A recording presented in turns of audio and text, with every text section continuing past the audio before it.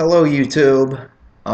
This is a thought experiment. It's about something I find very fascinating, respeciation, or I guess you could just call it speciation. Now, I'll say right off the bat, if this entity, which is commonly referred to as the human species, diverged, branched out into two or more different species. Again, if we look at it as a conventionally one species already, I would value both branches or all the branches as much as I value alligators, praying mantises, sloths, cheetahs, orangutans. I love them all. And I wish all of us would. But anyway, what we're going to discuss is the reproductive isolating mechanisms, which that is what is acting upon us and among all animals, upon all animals that make them diverge into different species. Let's just take the last step, the final step, that is when everybody, no matter how politically incorrect or politically correct they want to be, nobody disagrees that if fertile offspring cannot be produced between two sexual partners, if fertile offspring cannot be produced, that absolutely means that the two different partners are different species. Nobody disagrees with that. That is not controversial. And so infertility of offspring inevitably results from the cumulative effects of mutation over generations. Okay, so for the sake of this thought experiment, suppose that one generation from today, whatever that generation is, one generation of offspring from today, we would face this infertility thing where it just couldn't happen, all of us, right? And we wanted to find that one person that could create fertile offspring with us, okay? Well, here's what would outline the parameters of that. Here's what we would be limited by, that we cannot escape. These are the isolating mechanisms, the 6 basic isolating mechanisms, some more important than others, that you would think about. Okay, the first one is geographic. This is obvious. I'm more likely to have kids with a girl from my own city or my own state than a girl who lives in Switzerland. I'm not going to get into my current relationship because that's actually pretty chaotic itself in a geographic sense, but that's another story. Okay, again, Switzerland, come on, people. Let's just say I had a plane ticket to Switzerland. I don't even know what language they speak. And I don't have the money to live there. It's real high class. Okay, so that's geographic. Probably not going to go to Switzerland. Okay?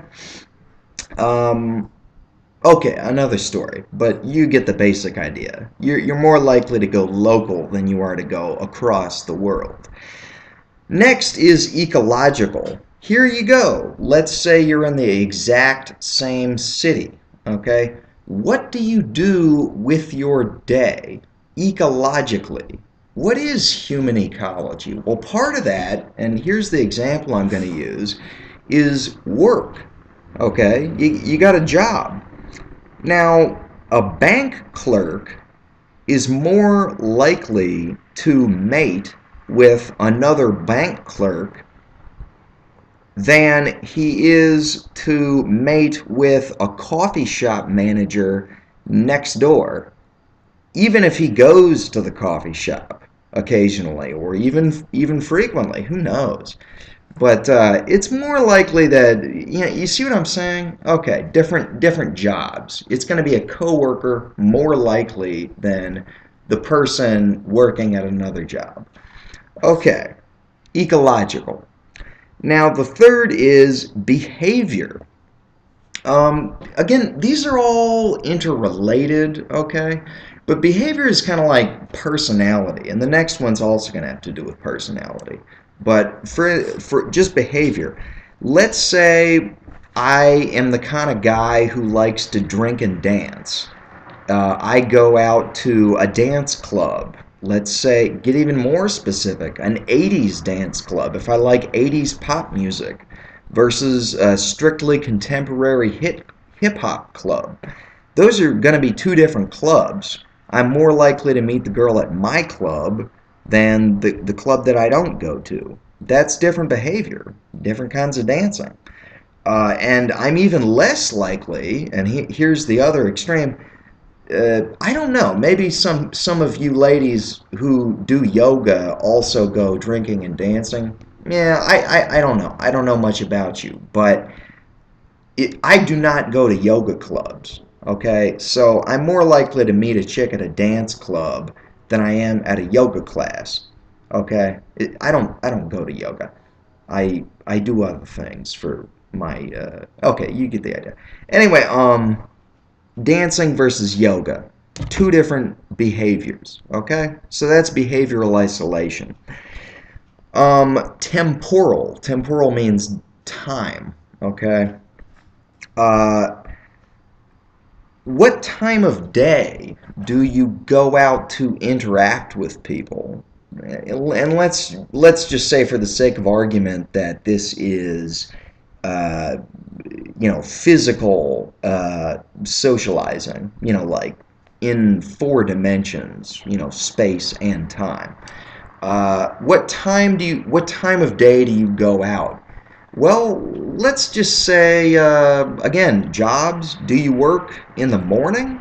Do you serve breakfast, or do you serve the dinner party people? Right there, okay?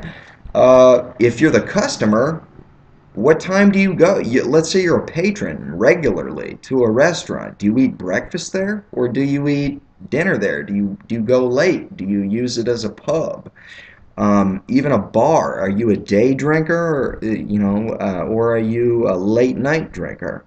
Are you a night owl? Are you a day person? That's a temporal difference. This could even go for seasons, like, do you get summers off? Or are you a landscape design, or are you a landscape worker who doesn't have a job in the winter? So you have more time in the winter. Okay, now we're going to wrap it up. This is going on 10 minutes. Mechanical isolation. Well, that's basically the body, and I would call this just an issue of attraction. There are just some girls out there I would not be interested in mating with because I simply am not attracted to them. Even if I was, if I found that the sex for some reason was not pleasurable, then it probably wouldn't work out still.